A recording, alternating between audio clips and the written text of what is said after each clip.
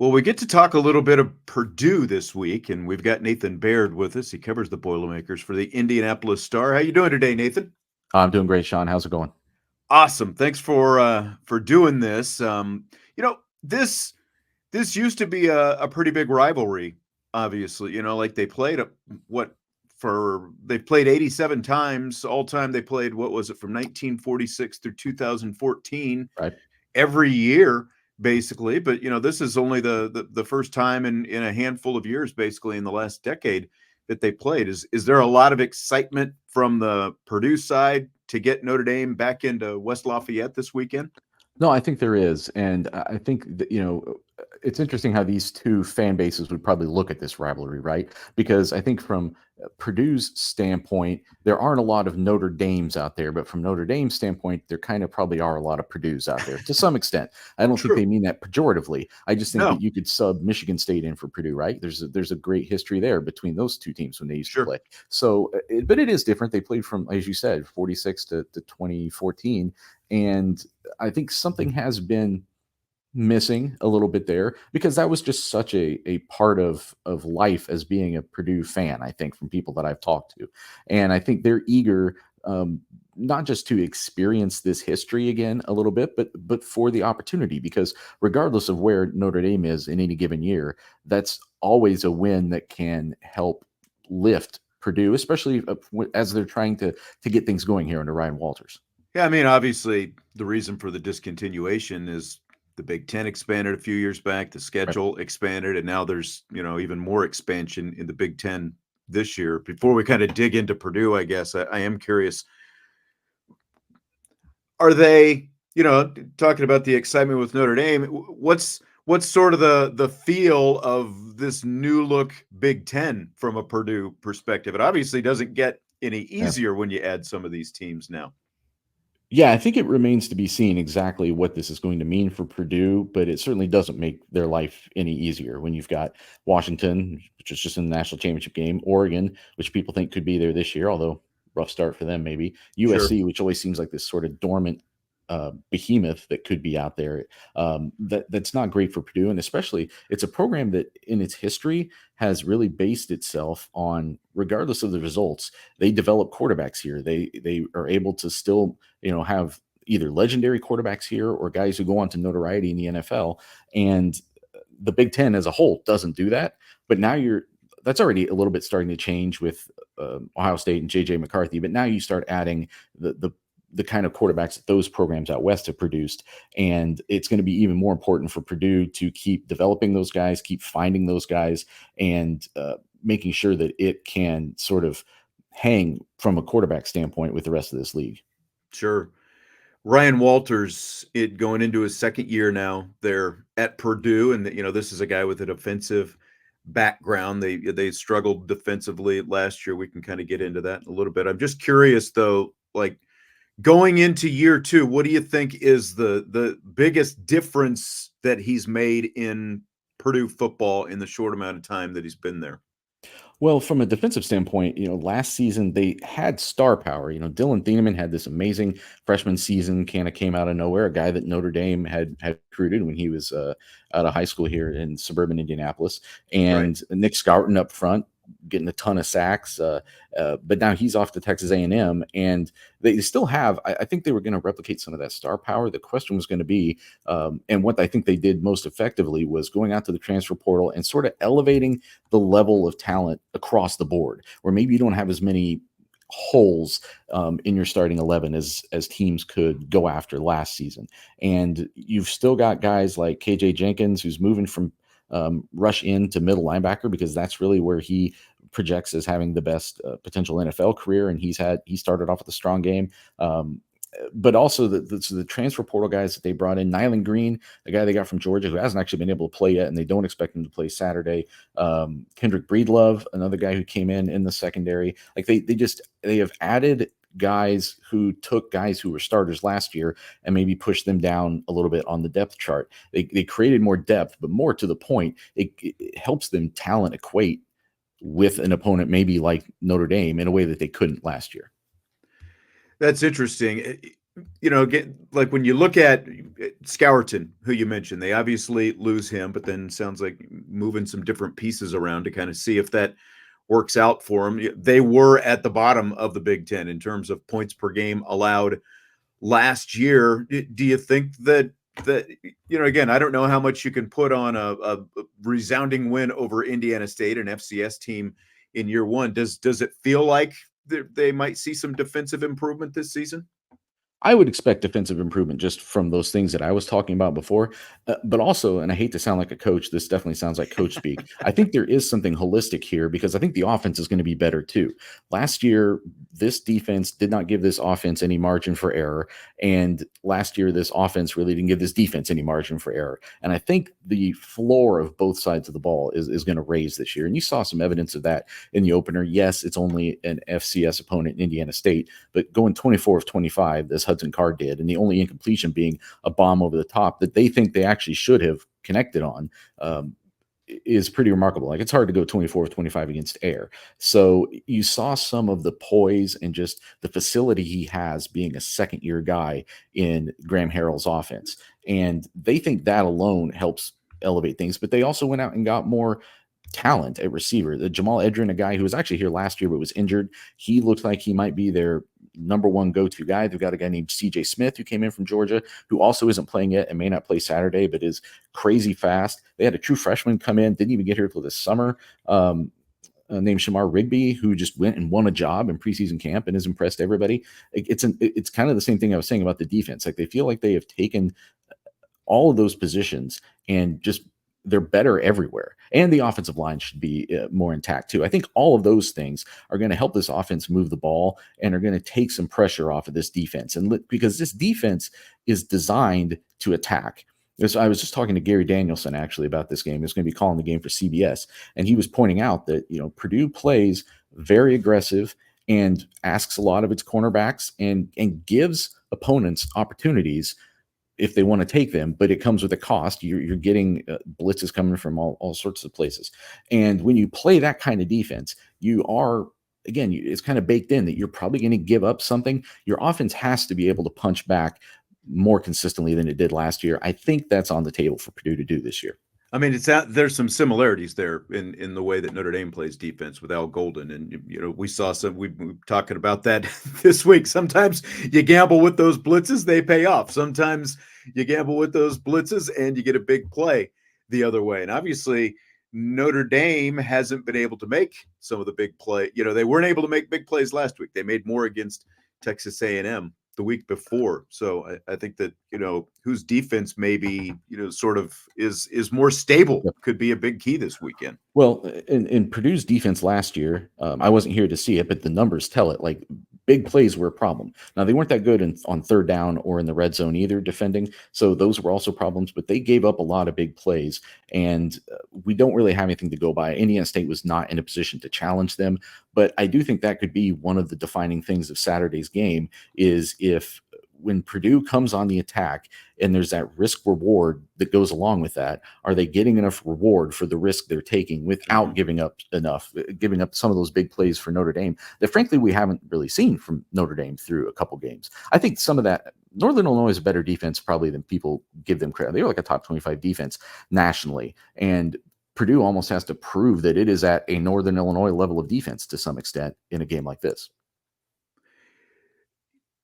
That Indiana State game, because they go Indiana State 49-0, and then of course they have a bye week. So that's really all you have to go off this season. Were there some things maybe that you could take from that game, that you found out about them that's like, okay, like how could it apply, as you get into a Notre Dame and then Big Ten schedule going forward?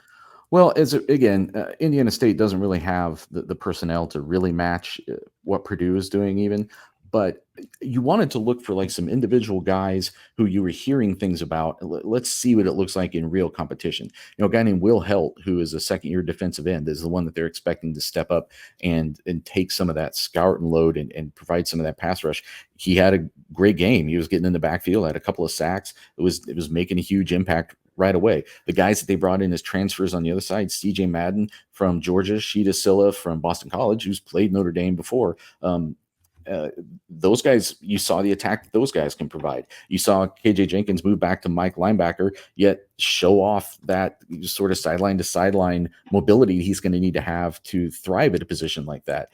You started to see what could apply against better teams. You know that it's going to not look as easy as it did. Like that was just pretty much a domination from start to finish in a lot of respects in that game. At the same time, you saw some of the individual things that tell you that those players might be able to rise up and make big plays in a more contested game. What about Hudson Card? You touched on him a little bit, the Texas transfer. This is year 5 for him. He was probably solid, not spectacular. Didn't get any free passes though last year. I don't think they played any FCS level teams. It was pretty much, like they played at Fresno State, I think, at some point. That would have been the closest thing to, which is a really good step down. Yeah. But at the same time, a really good team. So how do you, what are sort of the expectations for him going into this season? I think the expectations for him are an improvement. I thought last year was kind of adequate. Now he was banged up a little bit. The offensive line in front of him was definitely banged up. I think they used 8 different starting offensive lines last year. He actually had to miss a game late in the season because of his own injuries. So assuming both of those things are improved this year, which obviously through one game they are, then the platform is definitely there for him to step up in his second year. And if you look historically at, it's interesting, like Purdue and Notre Dame both having to go into the transfer portal to solve their quarterback situations, right? Mm-hmm. Purdue went and got a guy that it knew would be around for a couple of, I guess you don't know anything anymore with transfer portal, but you could assume he'll be around for a second year. Like they can build something behind him. Whereas Notre Dame for the second year in a row went out and got a first year guy. And you can look throughout college football history over the last several years, and a lot of the like big impact, even when a guy has a strong first year, that second year can really be the jump. Whether you're talking about Baker Mayfield, whether you're talking about, Joe Burrow is the best example of that. He was very ordinary in his first year, and then laser show the second year. Even Bo Nix and Jaden Daniels last year, I would make that argument that you saw. Daniels. Yeah, you saw huge jumps in some cases in that second year in a system. For some of those guys, maybe there were some coordinator changes too, but that jump that you can make in the second year, I think, is what people have looked at with Hudson Card, like having, again, just that base of experience in this offense, not just what that means schematically, but from talking to him about it and talking to other guys on this team about it, there's also something relationally. There's also something about just kind of the presence that you have in the locker room, on the field, that is, you can only kind of get organically over time, that trust that builds over time. And they think that is an asset that they have now in their second year. You look around the Big Ten, and a lot of people have transfer quarterbacks, but not a lot of people have like a second year starting quarterback. And Sure. Can he make that an asset when they play? This is their first of, I think they play six of their last 11 as the way it's situated right now. Who knows who gets hurt or demoted, but I think 6 of those are against first year transfers. And it may not make a difference when you're playing a team that's as talented top to bottom as like Oregon or Ohio State, who have first year transfer quarterbacks. But in a game like this, maybe it makes more of a difference in if it comes down to it being a fourth quarter game. They did, of course, lead the Big Ten in rushing last year. So, they have that. Does it feel like the success or failure of this season comes down to how Card ultimately performs, or is there something else maybe that you'd put it on? Yeah, the lead in rushing yards per game, it's not quite the same as leading in like snap to snap effectiveness rushing the ball, though they were okay with that too. I think a lot of it, that's going to be determined by this offensive line, but there's reason to believe that could get even better this year.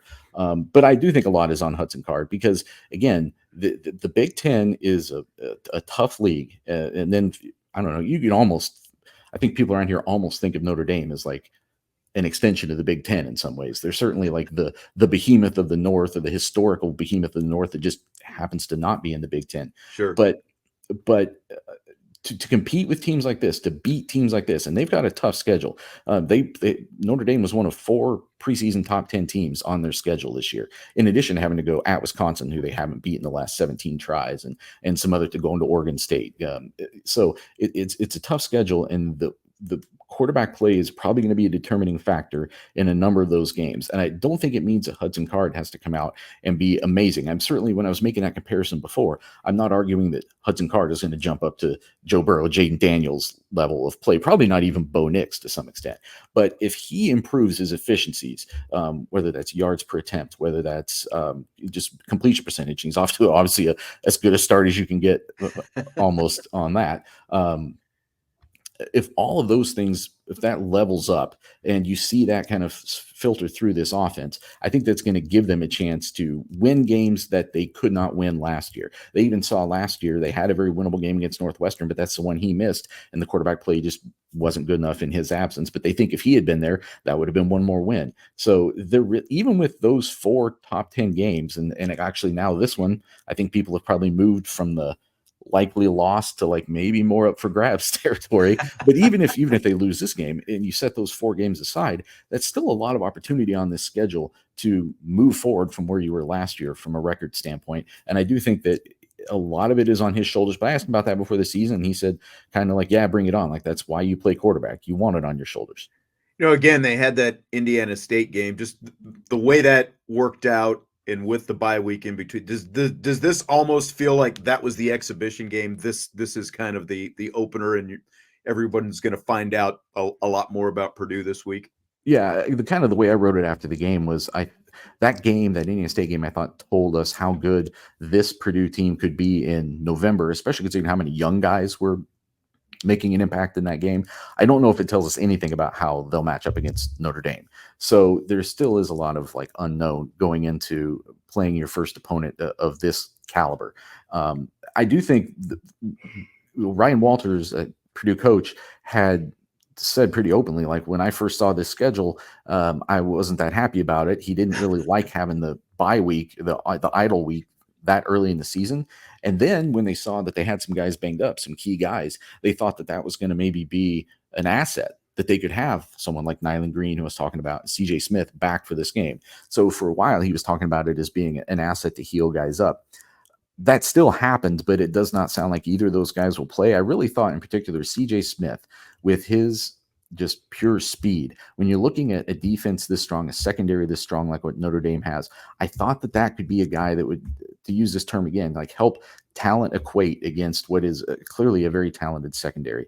And at the same time, they have added some other weapons. The tight end Max Clare is a matchup problem, I think, for teams, and he has a real rapport on the field with Hudson Card, and that could be a weapon that they use on Saturday. But that was the one that I thought if they could get him back, that it might make a big difference in a matchup like this, and they'll have to try to find a way to create some big plays without him.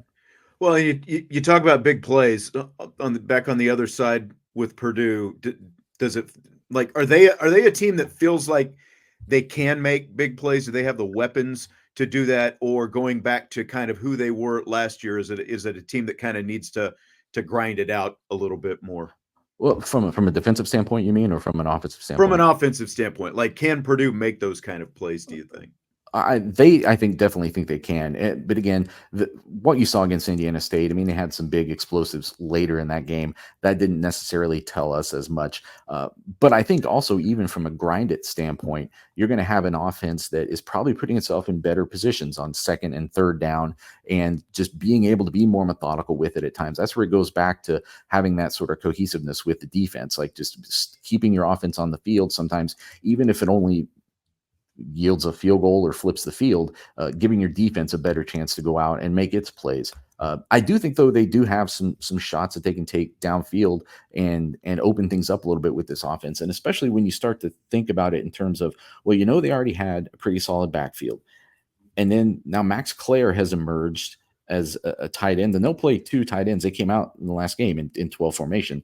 So they are looking for ways to get him on the field, and then making an opponent adjust to that with its personnel. And then how do you take advantage on top of that? I think those are things that were theoretically there for them last year, and they all start to become a little bit more real now when you start to look at the personnel that they have now.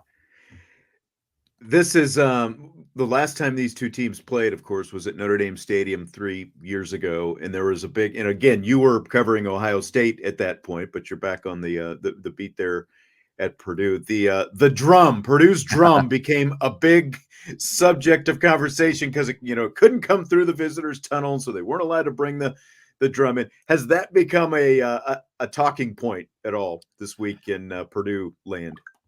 It is not something that I've heard in conversations with the team. I do know that it is a topic, a greater topic. Like as we, as in our Right. roles, are looking for things to Sure, write the about for team the game. doesn't care about the drum as much, but Right. It has been written about. I think there is some sort of resolution. I think that drum will be there. I doubt that it has an impact on the how that game turns out on Saturday. But that's what I right. mean. Those are the things that you get in college sports that you don't get anywhere else, right? Like there's no version of that in the NFL where Exactly. you're having this sort of controversy, if you will, about whether a team gets to bring its drum or where in the stadium the band sits. Those sort of things only exist at this level. And sometimes they seem kind of petty, but they definitely do add to, I think, an atmosphere about the game. So this year, obviously, it's at Ross-Ade Stadium. Can't keep the drum out. Exactly. I think Exactly.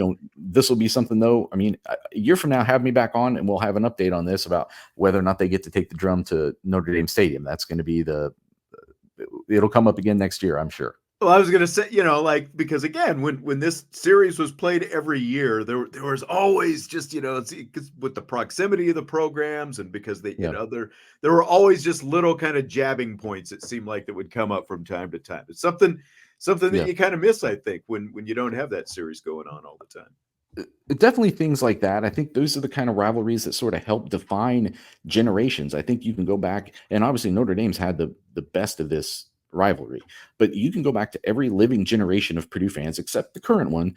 But you can go back to every living generation of Purdue fans, and they probably have a memory of a huge game where they beat Notre Dame. I was talking to Yeah. Drew Brees a few weeks ago to name drop, and was asking him about the like leaping 2-point conversion he had in 1999. It was actually 25 years ago today that he Wow. had that big 2-point conversion that played into how that game unfolded in a big win for Purdue. So like every generation has those stories. And I mentioned Gary Danielson before. We're talking to him today. He went 0-3 against Notre Dame in his career as a Purdue quarterback. But they were pretty good at the time. And that's the thing that you regret the most, is that from the Purdue standpoint, when you're pretty good and you have the opportunity to beat Notre Dame, to either rise up to that level and beat them, or to when Notre Dame is wounded or takes a dip, do you capitalize on that? And in the past 70 years of history, there have been, I think, two coaches who you would say actually did that: Joe Tiller and Jack Mollenkoff. And those are like the two legendary Purdue football coaches. Yep. And they both are the only two in that span to beat Notre Dame on their first try. And now Ryan Walters is taking his shot on Saturday. All right, looking forward to it. Notre Dame and Purdue coming up this weekend down in West Lafayette. He's Nathan Baird, covers the Boilermakers for the Indianapolis Star. A lot of great stuff, Nathan. Thanks for your time. I appreciate it. Sure thing. Thanks, Sean.